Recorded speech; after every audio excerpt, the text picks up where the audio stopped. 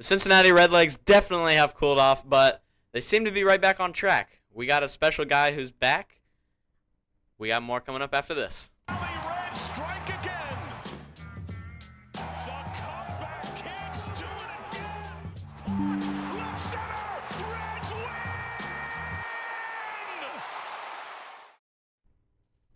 The Cincinnati Reds are steaming over the St. Louis Cardinals right now. Everybody's hitting doubles. Noelvi Marte is back in the lineup. He's already got 3 hits, extra base hit, 2 singles, double. This guy is awesome to watch. Great seeing him come back, start right back on track, act like he never left. As of right now, it is 11-2 Reds in the top of the 7th. It's looking real good.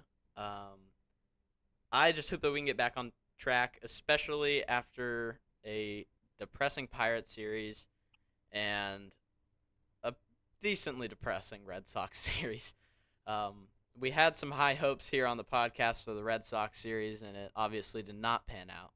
The Cincinnati Reds in Game 1 of every series, they look like the 1975 World Series team. And then, they tend to cool down a lot. They seem to waste their offense on the first game. But hopefully against the Cardinals, it's a lot different. Starting off in that Red Sox series, the first game was insane. Everybody was hitting, and then later on in the series, it cooled down. Same thing with the Pirates series. But, yeah, we're looking to get back on track against the Cardinals. Yeah, Red Sox series was a very good series, very tight series all the way around. Friday was definitely the best game for the Reds. Starting pitching was great. Bullpen was great. Threw a lot of strikes. Only one walk in that game. It was by Andrew Abbott. Game 2, Reds lost by a run. Rafael Devers had a go-ahead run in the 8th inning. But the Reds were up 3-0 in that game, and then the wheels fell off. Fairchild could have gotten Devers or Durant out at home, but he for some reason decided to just lob the ball in like a little baby and couldn't get the ball home. Justin Wilson, my least favorite player I've ever seen play baseball, 2 runs, 3 hits, 3 batters in that game. He single-handedly screwed us up. And then in the last game, Reds lost 7-4. They were down big early, 7-1 in the 6th. Clawed back in the bottom of the inning, just could not get all the way back. Red Sox used 8 pitchers in their bullpen game that game. Lodolo pitched through a blister on his finger. Did not have a great game, but he fought through 77 pitches with the blister on his finger. ERA still below 3. Sadly, got put on the IL after that game. Game 1 against the Pirates, Reds offense once again clicking everywhere. Levi Jordan came up for his first game, got his first hit, a double. This is when India really started to get absolutely on fire. At one point during this Pirates series, I'm pretty sure it was yesterday, India had been on base 10 consecutive plate appearances, which is like first time ever. Not ever, but the first time in like 20 or 25 years the Reds player has done that. India went 3 for 4 in Game 1 against the Pirates, 2 for 2 with a hit by pitch and 2 walks in Game 2 against the Pirates. And then Game 3 against the Pirates, got 2 hits, single, double. Then he got 2 outs after that. But Reds lost 6-1 in the second game, 9-5 in the – or 6-1 in the third game, 9-5 in the second game. Very good games. Hitting-wise, in the first 2, pitching fell off in the last 2 games, especially for the starting pitching. And then today, as Cash said, Reds are rolling. I just want to add one thing about the Red Sox series. Something I found interesting was that the Reds left 8 runners on base, and actually as a team, they hit 400 with runners in scoring position. The Red Sox, they left 7 runners on base, and they actually hit below 200 with runners in scoring position, but the Reds somehow still found a way to lose. And as for the Pirates series, I actually went to Game 1. The crowd was great. There wasn't a lot of people there, but it was loud. It was really loud. India looked great. He had 3 doubles. Ellie was a triple away from the cycle. But, I mean, for the rest of the series, the offense faltered yet again. I just like to mention somebody on the Pirates real quick, surprisingly. Brian Reynolds. He was on fire for the whole series. He has MLB best 23 hit streak, 23 game hit streak. But what's absurd to me is he's not even top 20 in All-Star voting for outfield. He's one of the more Exactly. consistent outfielders in the National League. I just found that crazy. But really the only Especially bright since you have spot. Castellanos as All-Star right now, so in the voting. Yeah, that's insane.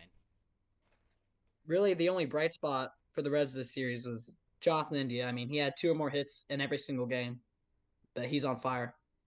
Yeah, Jonathan India, when you look at him, in my eyes, he is the definition of a leadoff hitter. He has everything that you need. He's a firecracker. He gets everybody hyped up, and he is a great leader, guy that you need in the clubhouse for a morale booster. I texted these guys once. Candelario hit a homer, ran in the dugout, and they cut to him immediately talking to India, and they were both laughing. Literally the very next at bat, India homer, and then ever since he's on fire. So the Candyman's got the tricks for it. I don't know what he told him, but he must have casted some magical spell on him because ever since it's absurd how well he's playing right now. It's awesome to see.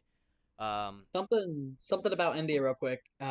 This streak began once David Bell moved him back into the leadoff spot. He's been on fire ever since David Bell did that. I mean, I'm telling you, he's the leadoff guy. I mean, you got to do that.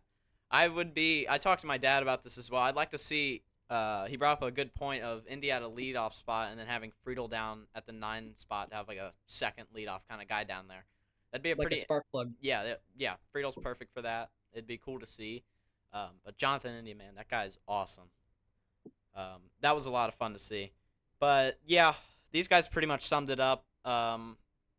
It was some pretty heartbreaking series between the Red Sox and Pirates series, but my most impressive thing was Jonathan India, like everybody else, and disappointing was just how the pitching fell off. Wasn't as it was. Turning back time, Riley, it is your time. What was going on this week in Reds history? Well, on June 24th of 1970, the last of 4,453 regular season National League games is played at the historic Crosley Field. Wow. Crosley Field, definitely a iconic field in baseball. Thank you for that, Riley. So, a guy made his season debut today, and no, he is not a rookie. His name is Noelvi Marte, and he is a very fun baseball player to watch.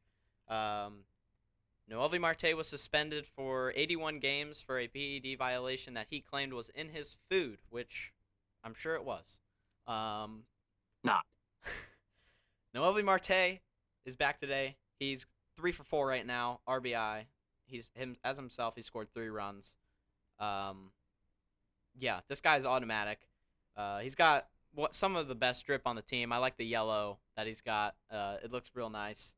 But it's just real fun to see him back. And I just wanted to talk about what can we expect from him as his return from his suspension, like moving forward for the rest of the season. I think you can see a lot of what he's doing now I think that what he's doing now is going to be what he does the rest of the year. I was very high on him last year. He's not necessarily like a guy that everybody knows about. And this ball's cranked to left field, well hit on a line, and gone! Noelvi Marte's first big league home run, and it is a laser over the left field wall. It's just yet. First pitch, deep left, bullpen rejoicing, and that ball arrives.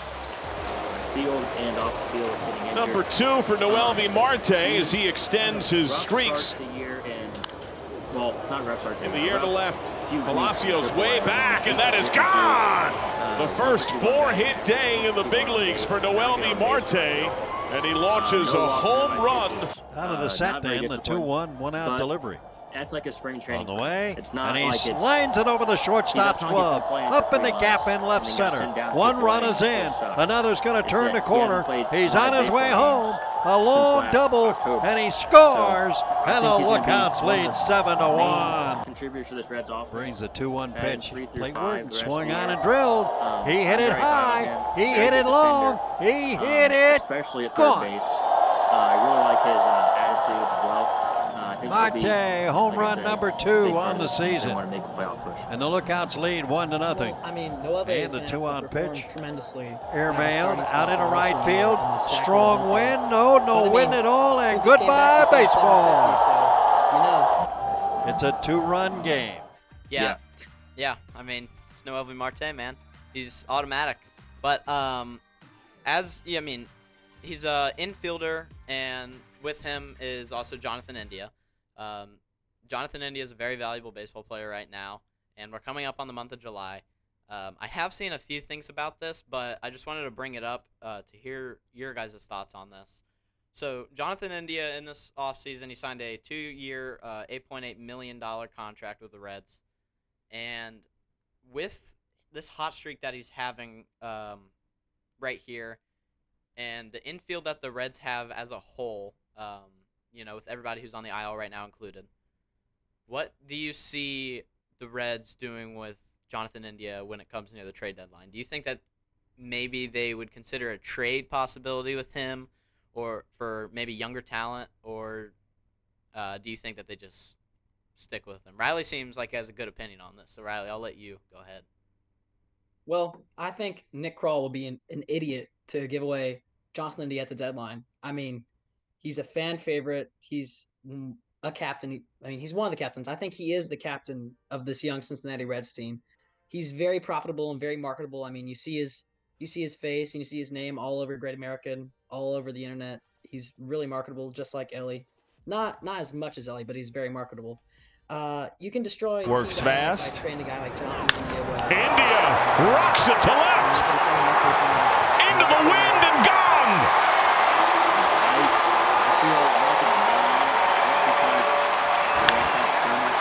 I want to say when India was looking at the dugout, he was looking for the guys to get the Viking helmet out.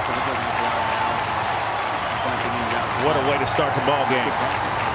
This young man is locked in. That could be, has more years in the spot. Lifted to center. Next year. Going back, Robert to the track, to the wall, gone! I feel like if they get the right Jonathan India with a solo shot. And the Reds retake the lead. I'd be okay with this. Second homer of the year for India. Rookie of the year a couple of years back. This is the big part of the field. 105 miles an hour off the bat. And now he is king of the north. Get signed up for long-term contracts unless they only sign Launch to only right. sign 1 or 2 guys Sheets for back. long-term contracts. Lead off dinner. India out of the gate ties you for the third most leadoff homers in franchise history, the 9th of his career. We talked about being aggressive. I guess that's the way to be aggressive. And man, oh man, congratulations, Jonathan India. Just keep climbing up that ladder, and he's the fire starter. Their peak potential in that year. And a line drive down the left field line. That'll get a run in for Cincinnati. More 2-out damage. India digging for 2. Here's the throw, and it's in time. A great throw by Ian Happ. Run scores for the Reds. Well, I mean, how long as a franchise can you just keep bringing up these players to the minor leagues, and as soon as they reach their potential, you just trade them away, and you keep doing that process over and over again? Like, what does that really accomplish? It doesn't create a lot of team dynamic. You need to have some veteran guys in the lineup, like Jonathan India, guys that have been battle tested, and they've already fought through the NL Central years prior. So you can't just keep trading like 29 and 28-year-olds that are about to reach their prime. They're already performing well for a bunch of 21-year-old, 19-year-old minor leaguers. Well, the Rays have done that for years. I feel And like. how many World Series have they won? How many World Series have the Reds won doing what they're doing? Well, I'm saying, yeah, that's a good point. Exactly. I'm saying, Reds have done it to that same extent. I saw somewhere that like when Jay Bruce and Todd Frazier came up, they signed them, and Joey Votto, they signed them to long-term deals, and that did not work out for them either. So I feel like the Reds need to make these trades when they can, which is right now. So I just wanted to mention the point how you mentioned up Joey Votto. Obviously, that is a huge name in Cincinnati sports, but you said it didn't work out. In reality, it did. I mean, you got a Hall of Fame career out of Joseph Daniel Votto. He's by himself out there on a dying pit. I mean, there's nobody else out there with him. So I'd say in the end, the Joey Votto contract worked out. I mean, you got a Hall of Fame career out of him and a Reds legend for life. But I think that you keep Jonathan India. I think that you keep him because, well, actually, Riley, what would be your infield if you keep Jonathan India? Where do you move him around with everybody healthy? Everybody's healthy. There was talks, I believe, last season or before the season began in spring training of trying to maybe transition Jonathan India into an outfielder, corner outfielder. Yep, he did take some reps in spring training. And yeah, I have some things to say about that. Let's hear it. His arm is not good enough to be an outfielder. From his arm strength is pathetic. It's horrible. I would not even see him throwing the guy. He's worse. He's like would not be able to throw a guy out from the outfield to home. I could never see him do that. So I think he's a DH. I think his main position would be a DH on the Reds. That's kind of surprising to me because Jack Haglione in his career at Florida played the hot corner the entire time he was there. So, I mean, I do think he has the arm strength to do that. So, I mean, you could put a guy like Will Benson in right field. He has arm strength, but he's sitting below the Mendoza line. Or, I mean, you could put a guy like Jonathan India in right field who is sitting above 250, and he's been lighting up with 13 home runs, but he has slightly subpar arm strength. Which would you rather have? Do you think that the value of Ellie De La Cruz also being a cutoff option with that 100-mile-an-hour arm plays a factor into that? It could, but I still would like a guy that could get it to him. If the ball got hit to the fence, a guy that could make it consistently to Ellie. You don't think that Jonathan India could make a consistent throw to Ellie De La Cruz from the outfield? I don't think he would be able to do it consistently, no. He'd have to Spencer Steer last year, he was very, very, very impressive with what he was able to do. Because at the beginning, he did not play good defense at all. And by the end, he turned into a great defensive outfielder. India has been at second base now for 6 or 7 years. And he's doing a little bit better this year, but it took him that long to move from third base to second base and to be able to play the position correctly. So if it takes him 5 or 6 years in the outfield to be able to play that position correctly, then there's no point in moving him. So second base is the same exact position, has the same exact dynamics as left field or right field is what you're saying? No, I'm saying that it takes him a while to learn how to play a new position. But Steer, India's only played second base, and he is not doing very good at second base. Spencer Steer's played left field, second base, first base, and third base, and he is above average. Well, average and left. Above average at all three of the infield positions. I'm saying Spencer Steer is a different breed. He's able to move around with positions more than I think India would be able to in the next couple of years to be valuable to the Reds. Jonathan India is obviously a great baseball player, and I say there's a simple answer to this right now. Live in the moment while everybody's here. Enjoy it while it lasts because it is the Reds, so God knows what can happen, but just enjoy it while it lasts. I'm on the side of keeping Jonathan India. I love him. Perfect leadoff hitter. But enjoy it while it lasts. Don't worry about the future too much. Just enjoy it, the moment. Speaking of the future, the All-Star game is coming up. In my eyes, Ellie De La Cruz will probably be our All-Star. And I just wanted to say this: I'm really not a fan of the fan voting. As Riley said, the Brian Reynolds thing, as much as he's a Pirate and as much as I hate the Pirates, that is a really stupid thing that Nick Castellanos is ahead of him, and Brian Reynolds has been arguably one of the best players in Major League Baseball recently. It's a popularity contest. It is a popularity contest. It's very frustrating. I just wanted to hear what you guys thought of, because the phase 1 of All-Star voting just ended. It's over. Everything is official now for phase 1. What do you think of it, Jack? Like all the finalists right now. Do you think there's any snubs in your eyes? I haven't had much time to look over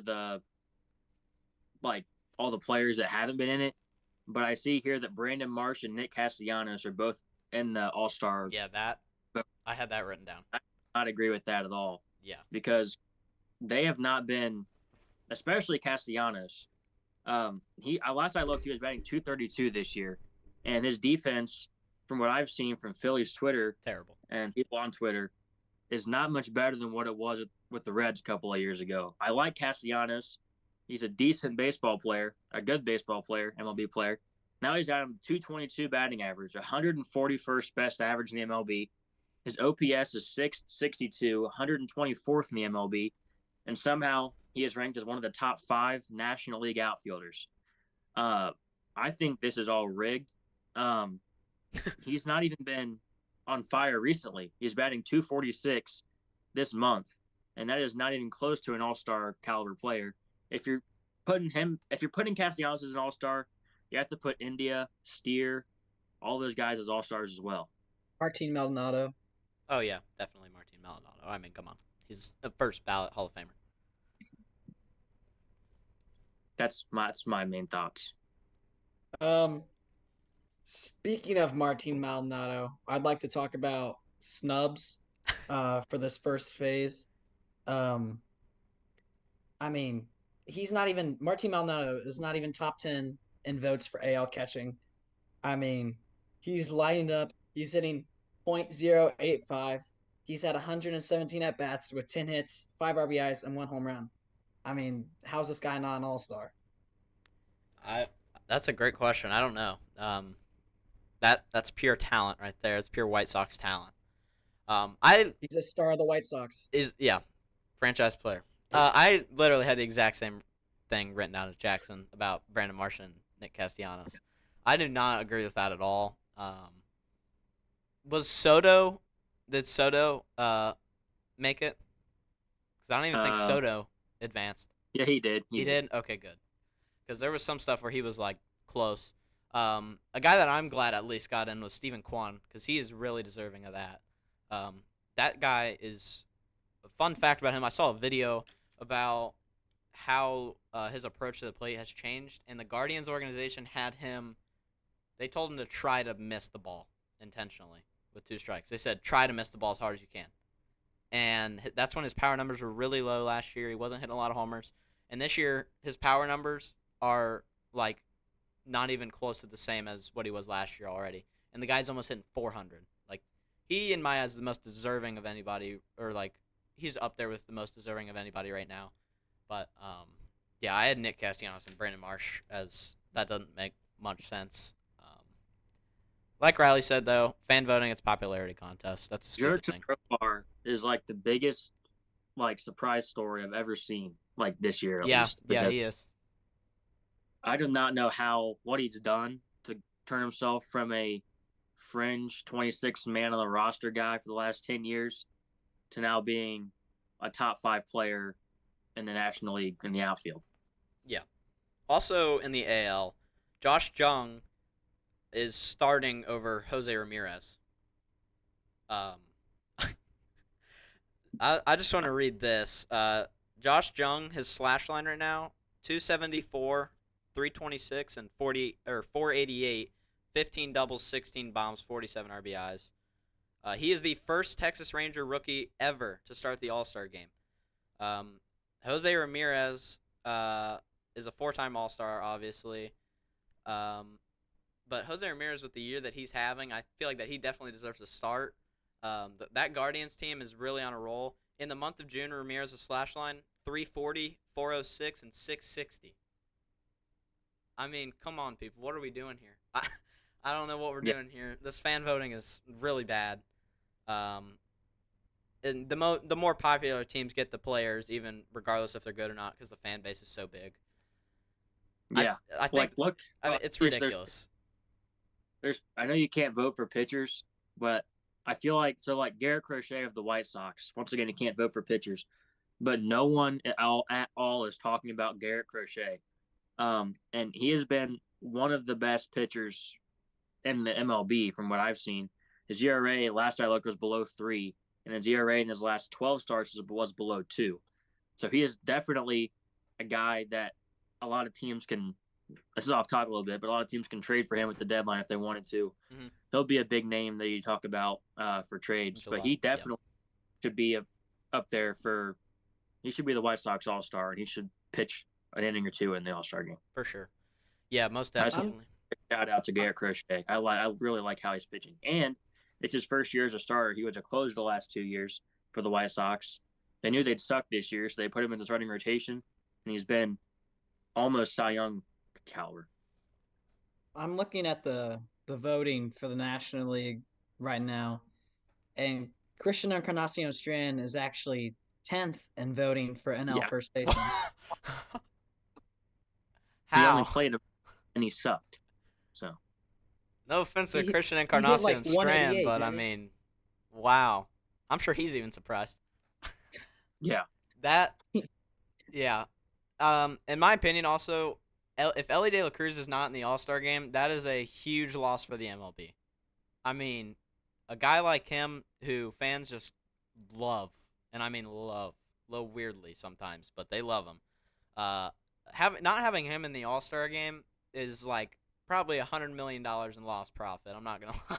That guy, he Yeah. would bring in. people in Cincinnati that are diehard fans probably that just go there just for Ellie. Yeah, to see they- Ellie's one at bats. Yeah, one And at get bat, and then watch. Crazy amount of jersey sales. Yeah, I mean, it's insane.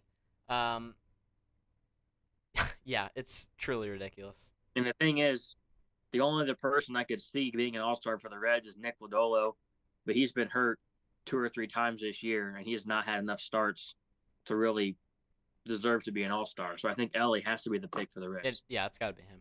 There's no one else I can think of that deserves it. Yeah, India, if he stays on a roll, maybe, because who does he have to compete with in the NL right now? Is it I Arcia? think the voting's He's like eighth. too He's eighth hard. in voting. He's 8th. I don't think he's going to catch up. But if No. if he was hitting like this all year, he'd definitely He'd be or top. if he was the last month, like batting 500 the whole month of June, which is almost impossible. But if he did, he would definitely be an All-Star. But it's only been a week of this. His Yeah. batting average was 234 last week, like last Tuesday, and now it's all the way up to like around 270, 275 It's- after just a week and a half. That's how hot he's been. Yeah, looking at a Reds player and seeing batting average hit 270, that's like seeing a guy hit 400 in my eyes. Like, it doesn't feel real to me. It's pretty Yeah. insane. I wanted to say this about India. From March 28th to May 23rd, his slashing line was 208, 320, 279, 600. From May 24th to June 26th, 365, 462, OPS of 1.024. Insane. Yeah. Truly insane. That's like One one more of the thing. best. Yeah. One more thing about All-Star voting being a popularity contest. Corbin Carroll is 19th in voting for the NL Central. No, not the NL Central. For NL outfielders, he's 19 in votes. He's got 2 home runs, and he's saying 216. Oh, trust me, I know. I have him in fantasy. Winning player in the MLB this year, I feel like. Yeah. The most. Just biggest fell off. biggest sophomore slump of them all right now. That guy's pretty fun to watch when he's rolling too. But yeah. Speaking of MLB prospects, Corbin Carroll once was one. Down in Dayton right now, Cam Collier. He started off the year like unconscious. That dude was hitting home runs every other night. Jackson, I'm sure, got to see a couple himself when he Yep. goes down to Dayton. This guy's been a machine, but with the Reds infield filling up and the controversy of drafting Charlie Condon Riley, do the Reds, Jackson, trade Cam Collier at the deadline to free up some space, or do they just let him get far in the system? What do you think? do not trade Cam Collier. I've heard people talk about trading Cam Collier for months, and I do not agree with that at all because even though he's been struggling, you cannot give up on a guy that quickly. I know that I've said to trade India and not trade Cam Collier, but he has the potential to be an absolute superstar. His build is like Jose Ramirez. He plays just like Jose Ramirez. Not as fast, but if you look, I bet if you put Ramirez and Collier side by side, same player. I know looks aren't everything, but he also has like for the Dayton Dragons, like they have like a TikTok account and a Twitter. He always is having fun in the clubhouse, having fun on the field. Him and Sal Stewart, the Reds' first round compensatory pick 2 or 3 years ago. They both definitely have a bond. And I think that could be a very special connection at third base and second base for the future. Do not trade either one of those guys. I'll get to Stewart in a later podcast episode. But Collier's stats, don't look at his stats too much. I'm not even looking at his stats right now because his stats don't show everything, and I'm a stats guy. But his hard hit rate, high, good launch angle, has about 10, 15 home runs, and plays decent third base. Could lose a little bit of weight, but if he can do that, he'll definitely be a quick graduate through the system just because of his presence on the field, and everybody knows who he is. Everybody in Dayton knows who he is. When he gets to the bat, everybody's locked in. Nobody else you can say that for in Dayton other than Cam Collier. Yeah, I mean, Cam Collier, dude's a stud. I've all over Twitter, all the Reds MILB accounts are all over him. He's just, especially at the start of the year when he hit like 7 home runs to start the year, like bam, bam, really fast.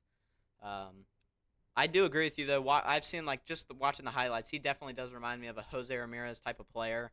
I believe, here, let me double check he's 6'2", 210.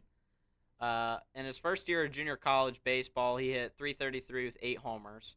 I think he was 16 and a half years old in his first year of JUCO, which is insane to think about. Yep, he was. It's insane. Playing JUCO. That's like Jack if you were out there playing JUCO. 17 when he was drafted a couple of years ago. He's only 19, I think, maybe 20. So that's where the trade piece comes in because of how young he is. Teams are going to be all over that, wanting to develop him through their farm system, especially some really high-level teams, World Series contenders love a guy like that at that age just to fully develop and work through their system. Cam Collier is just truly a great baseball player, but there's a man in the majors hitting better than him. Very surprising. I'm going to go through my hitter and pitcher of the week. Starting with the hitter, this is... You can guess who the hitter of the week is. Yeah, I don't...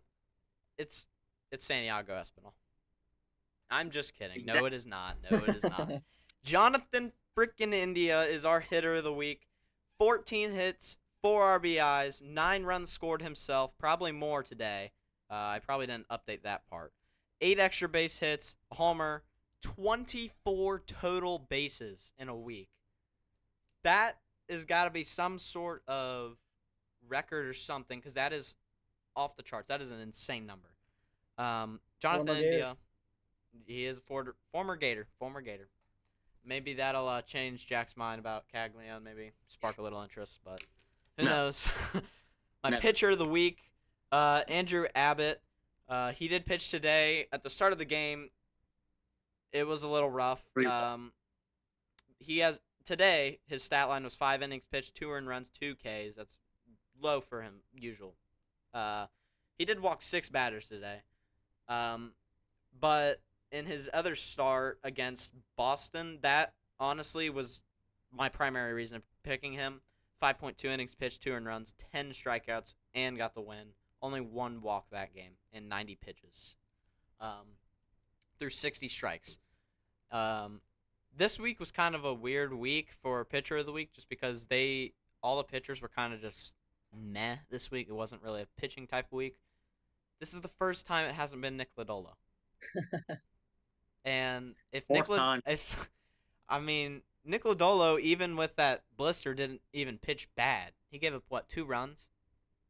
Yeah, 4 2/3 innings, which is still really good. Blister. Blister pretty rough. Yeah. Bloody sock game for Nick Lodolo. Yeah.